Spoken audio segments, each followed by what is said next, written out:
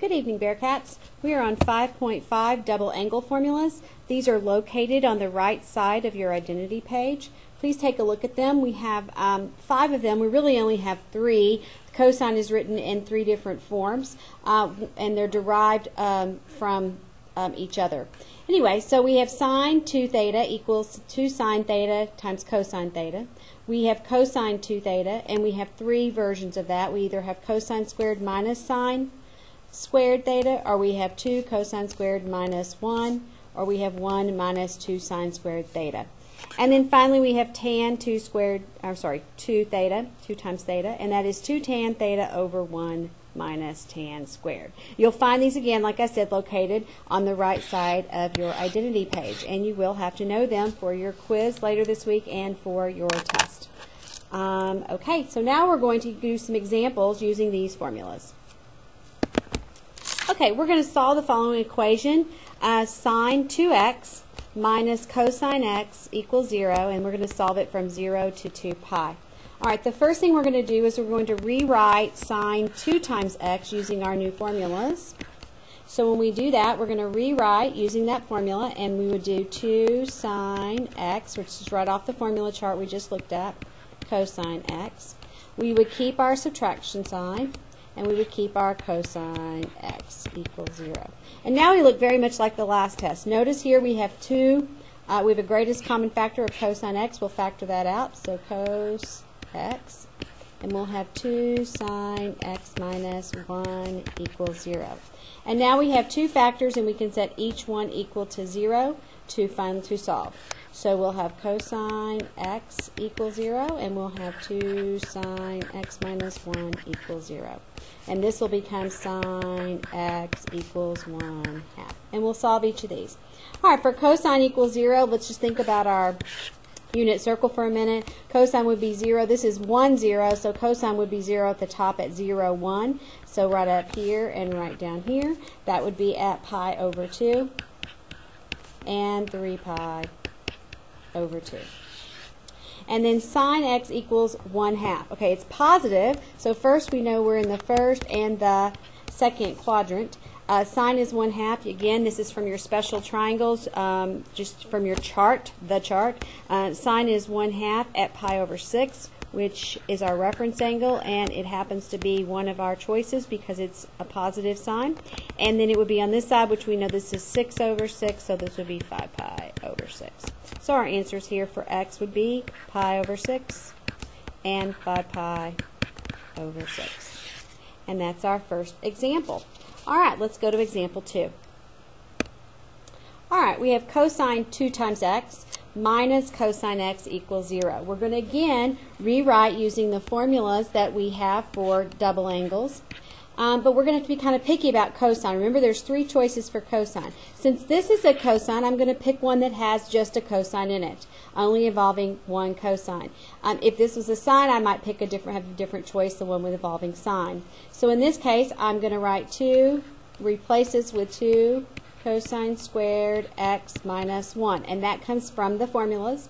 We're going to keep the subtraction, and we're going to keep the cosine x equals 0. We should notice that this is quadratic, and so we see that that is quadratic, and so we're going to put it in the right order. So we have 2 cosine squared x, and then we have minus cosine x, and then we have minus 1 equals 0. And now we're going to be able to factor to solve. So we're going to set up our factors, and this, the only way to get to 2 cosine squared x would be 2 cosine x times cosine x, and the only way to get to 1 would be 1 and 1. Since I want the middle to be negative, I'd be a negative 2 cosine and a positive 1 cosine, so negative 2 would put me here, and this would be positive. So now I have factored. Once I factor, now I'm going to set each factor equal to 0. So in this case, this factor would be 0. I'd move the 1 over, so it would be 2 cosine x plus 1 equals 0, and we would have cosine x minus 1 equals 0. All right, next thing we're going to do is we're going to solve this. We're going to have cosine x equals negative 1/2, and over here we're going to have cosine x equals positive 1. All right, negative 1/2 for cosine. Again, here's our little chart. Cosine is negative in the second and the third, and cosine is 1/2 at pi over 3. So pi over 3 is our reference, but not our angle. This is 3 over 3, remember. So up here would be 2 pi over 3, and in the third quadrant it would be 4 pi over 3. That's just, the pi over 3 is just our reference. It does not, that would be a positive at that point. So our negative values would be at 2 pi over 3 and 4 pi over 3. All right, cosine equals 1. Cosine is 1 only one place, and that is right here. On this side it's negative 1, so it's just right here, which is at 0 radians. And so that's our another answer. So there are our 3 solutions to that problem. All right, go Bearcats. Let's go on to example 3. Okay, we have 4 times cosine squared x minus 2, and we want to look at our formulas maybe in a little different way. The first thing I see is a greatest common factor of 2, so I'm going to factor out the 2. So I'm going to take a 2 on the outside, and then I'm going to have 2 cosine squared x minus 1 equals 0. And then I'm going to have you look at those formulas again, except this time instead of looking at the double angle part, look at what they're equal to. And if you do that, the middle cosine one is 2 cosine squared theta minus 1. And that is equivalent to cosine 2 theta. So we're kind of going backwards a little bit in this case. This is all equal to cosine 2 theta. And we're going to put a 2 right here. So we have now written this in our example. And now what we're going to do is we're going to actually use this to graph. We could use this to analyze a graph. We could analyze a graph from this. This is tying it all back into our previous knowledge. Alright, so let's take a look at this. If we wanted to graph this, first of all, we would know our amplitude is 2, and it's 2 times theta. So we're going to change our period. So the period, remember, would be 2 pi divided by our multiplier of 2. So our period would just be pi. And let's go ahead and try to graph then. So we're going to go from 0 to pi. Halfway between there would be pi over 2. Halfway again would be pi over 4. And halfway between here would be 3 pi over 4. Our amplitude is 2, so we're going to count up 1, 2, and that would be where our first little highway would go. And we're going to count down 1, 2, and that's where our other little highway would go. And it's a cosine graph, and if you can remember from when we graph, cosine starts at the amplitude. So it'd start up here at the amplitude. At the next significant value, it would be at the axis, at the next at the bottom of the amplitude, back to the axis, top of the amplitude, and we now have created one cycle of a cosine graph based on this equation. And if we wanted to solve, how would we solve? Our solutions would be where it crosses the x-axis, which would be pi over 4, and at 3 pi over 4. And we could use that to check if we wanted to. So let's go ahead and check our answers here. Let's plug back in and see if that is true. So we're going to say 4 cosine squared, and our radius would be pi, or rotation would be pi over 4, minus 2 equals 0. We're going to check this out. So we're going to check our answer. So at pi over 4, cosine at pi over 4 is the square root of 2 over 2. And we're going to have to square that. So we'd have 4 times the square root of 2 over 2 squared minus 2. The square root of 2 over 2 squared would be 2 over 4, or 1/2. So we'd have 4 times 1/2 minus 2. I'm running out of room here. 4 times 1/2 is 2. 2 minus 2 is in fact 0. It checks out. I believe we have a winner. Go Bearcats. So that's a way to take an equation, simplify it using our double angle formulas, graphing it, and then finding the solutions by the graph. So we're kind of tying everything back in. All right, go Bearcats. Let's go on to example 4.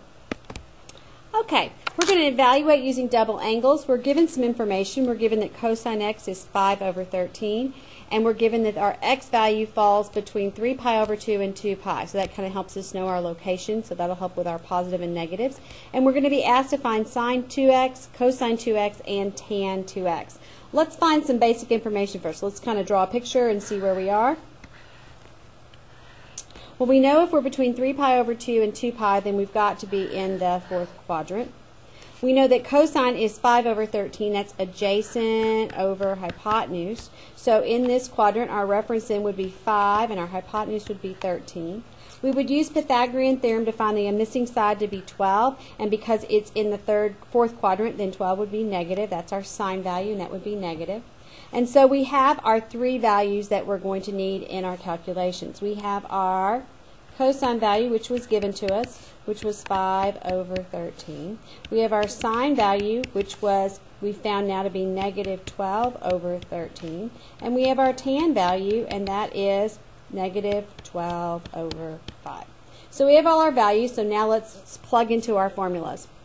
So we're going to use this information over here on the side, and let's plug in our formula. So we're going to find sine 2x,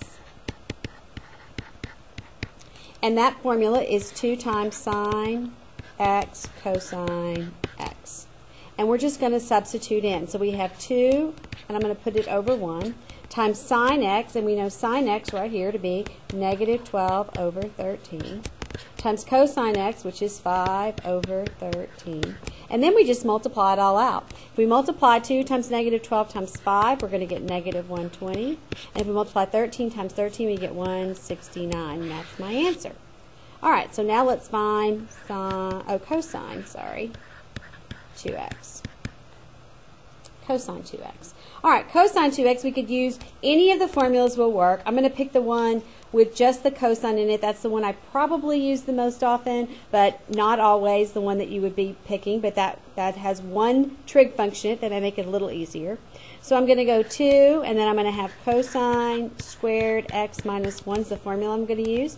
So I have 2 over 1, and then I have cosine squared x. So that's 5/13, but it's going to become squared.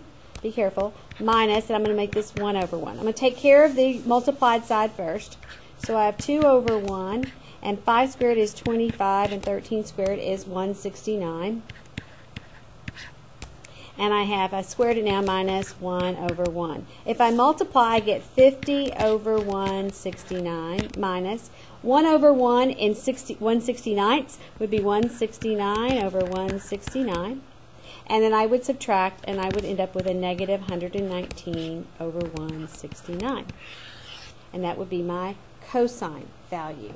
Now, let's do tan. Tan's a little more involved, and we're going to go through the hard way, and then I'm going to show you a shortcut if you've seen it before and think about it. So, I'm going to take tan 2x, which by our formula is 2 tan x over 1 minus tan squared x. Alright, and I'm going to substitute in. Remember our tan x up here, I'm just reminding you, is negative 12 fifths. Alright, so we've got a lot of stuff going on. We've got 2 over 1, this is all the top part, times tan x of negative 12 over 5. Now, you know I don't like to use these big fraction bars, so I'm going to make that old-fashioned division, and I'm going to look at the bottom. And then I have 1 over 1 times tan squared x, which is negative 12 over 5 squared. Alright, so I have this side I'm going to multiply out, and I get negative 24 over 5 divided by. And on this side I have 1 over 1 times negative 12 squared would be positive 144.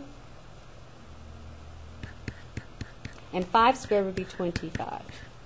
Alright, so now I'm going to multiply straight across, and I get negative 24 over 5.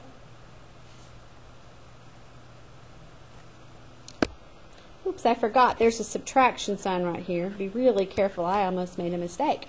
Alright, so to subtract these two fractions, I have to change 1 over 1 to 25ths. So I'm still dividing, and I should have put a big bracket around this. Okay, so that would be 25 over 25 minus 144 over 25. And now I have negative 24 over 5 divided by 25 minus 144 is going to be negative 119. Sound familiar? Over 25. And now I'm going to go over here and I'm going to go, all right, multiply by the reciprocal. So negative 24 over 5 times 25 over negative 119.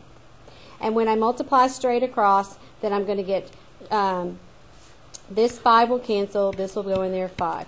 24 times 5 times is going to be negative 120 and over negative 119, which is positive 120 over 119. And go Bearcats. Now, we did all of that work with all of those fractions, and sometimes you're going to have to do that. But here's a little thing that we could have think. So this would be or better yet. Because we have found sine already, we found our sine 2x to equal negative 120 over 169. And we found our cosine 2x to equal negative 119 over 169. Then let's think about this in a little different way. What if we take our tan 2x and rewrite it, not by the formula, but by using our reciprocal identities of sine 2x over cosine 2x? I want you to think about it. I think we're going to have some parties. You're thinking right now, but I think we're going to have some party guys here soon. All right, so if we do that, we're going to have sine 2x, which we already found the answer to be negative 120 over 169. And we're going to divide by cosine 2x, which we found to be negative 119 over 169. And we're going to multiply by the reciprocals. I think you're going to find this process a much easier one. Over negative 119. The 169s will become 1. The negatives will cancel out. And we simply have 120 over 119. Woohoo! I think that process is, if you're comparing the two, is much, much easier. And I would say you have some little party Bearcat people now, because that was way better. And they have confetti, and they're just celebrating because it's so exciting. All right, let's go on. I think we have one more example. Okay, now we're going to look at our half angle formulas, which are also on the right side of your identity page, and there are 3 listed right here. Actually, your tan has several versions, and I've just listed them out side by side. I think they're listed underneath each other on your formula chart. Again, for the quiz we have later this week, you'll need to know that, and then you'll be able to write them down if you need to on your index card on your test. Let's try an example using these half angle formulas. It'll be a little algebra intensive. All right, we're going to be finding the exact value of sine 105 degrees. Okay, the first thing you have to think of is we're using our half angle formulas. You have to think of what is 105 half of. So step 1 is that 105 degrees is half of 210 degrees. That's important because of when we substitute in the formula. We substitute in our rotation, our rotation, sorry, then we're going to need a full rotation, not half. And so that's half. The second thing we're going to look at, number 2, is that 105 is in quadrant 2. All right, and so we're looking at sine in quadrant 2, and sine is positive in quadrant 2. So our final answer would be positive. That's really, really important. So now we're going to go ahead and use our half angle formula and do the substitution and see how we do. Since it is sine, we'll use the sine. So number 3 is substitute into formula. All right, so we have sine x over 2 equals positive or negative, I'm just going to write the formula down for a minute, 1 minus cosine x over 2. All right, let's see where we are. All right, so cosine x. Well, cosine x, we have to think about where we are in our chart. Cosine x is of the full angle. Cosine at 210 degrees. That's what we're thinking. cosine at 210 degrees. So I'm going to do another little one over here so I don't get myself confused. I'm going to put that in the third quadrant. 210 degrees will give me a reference angle of 30 degrees.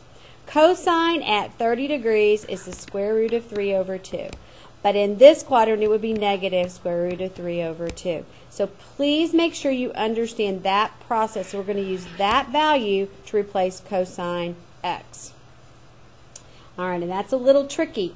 So you may need to stop and look at it one more time. So let's go ahead and plug in. So we've decided that it's going to be, our final answer should be positive, so we don't need plus or minus. We're going to have a positive final answer. So I'm just going to keep it positive, and we're going to keep it positive. Get it? All right, anyway. All right, so we have 1 minus cosine x. Well, cosine x now is negative square roots of 3 over 2. And then we're going to divide by 2. And you know I don't like that division thing underneath. So I'm going to come over here to the side, and I'm going to say, all right, that is 1 minus a negative, which is plus the square root of 3 over 2. I'm going to keep that in parentheses, and I'm going to divide by 2. Okay, I'm going to divide by 2. I like it side by side. All right, so now I'm going to have, I have to have a common denominator, so it's 2 over 2 plus the square root of 3 over 2 divided by 2. All right, I'm going to do underneath here because I'm going to run out of room. So that's going to be 2 plus the square root of 3 all over 2. And instead of divided by 2, I'm going to multiply by 1/2. Woohoo! So now I have 2 plus the square root of 3 all over 4. And I'm going to take the square root separately. The top is 2 plus the square root of 3. And in the bottom, I have the square root of 4, which is 2. And that would be my final answer. Woohoo, go Bearcats. All right, that's it for tonight. There's 2 more.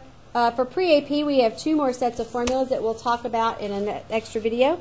If for regular pre-cal, this is our notes, and we'll be practicing a lot in class.